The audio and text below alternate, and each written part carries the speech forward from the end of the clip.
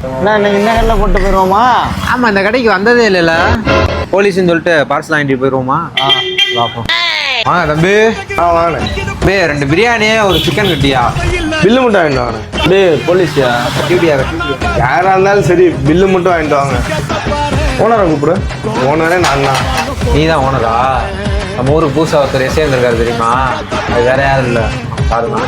அப்படியா சார்? ஆமாப்பா, இதுதான் புதுசாக வந்த எஸ்ஐ. கடைக்கு எந்த பிரச்சனை இருந்தாலும் சொல்லுவாரு. சார் இறங்கி வந்து பார்ப்பாரு. ஆசல் மட்டும் எந்த பிரச்சனையா இருந்தாலும் பார்த்துருங்களா சார்? எனக்கு ஒரே ஒரு பிரச்சனை சார். சொல்லி எந்த பிரச்சனையா இருந்தாலும் சொல்லியா, சார் பார்த்துக்குவாரு. நீ வேற நம்ம பிள்ளைய ஆகிப்பட்ட சார். இந்த மல்லிகை ஜாமான், சிலிண்டரு, எண்ணெய், இப்படி எது வாங்கினாலும் காசு கேட்குறாங்க சார். காசு வாங்கின மாதிரி ஏதாவது. ஓ, பொருள் வாங்கினா காசு கொடுத்து தானே ஆகணும் சார். அப்போ நீங்கள் பிரியாணி வாங்கினாலும் காசு கொடுத்து தானே சார் ஆகணும். பில்லு மட்டும் வாங்கிட்டாங்க சார்.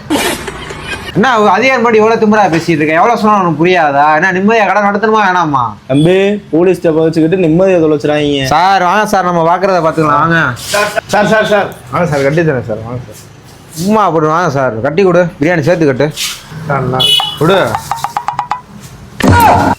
தம்பி. வணக்கம் தம்பி. சார். நீங்க எந்த ஸ்டேஷன் சார்? புதுசா போற எஸ்ஐ வந்துக்கான்னு சொல்லி பேசியிருந்தீங்கல்ல, எஸ்ஐ நான் தான்டா. நீங்க ஏமாந்து சாப்பிட்றதுக்கு போலீஸ் பேர் தான் உங்களுக்கு கிடைக்குதா? டேய் தம்பி, இந்த கடையில எதுவும் பாத்திரம் எதுவும் கழுவாம இருக்கா?